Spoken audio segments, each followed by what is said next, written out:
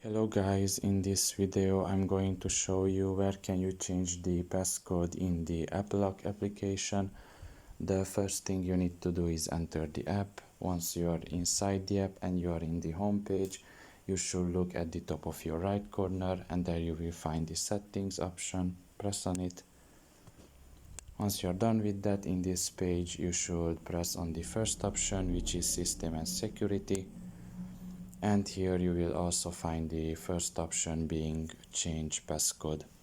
Just press on it and now you have to basically write in the new password here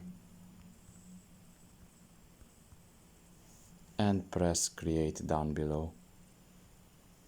And now once again you have to write in the password that you have created and press save down below. And now the new passcode has been created and changed. So yeah, pretty much this is all about it. I hope this video was helpful to you. Thank you for listening and see you next time. Bye bye.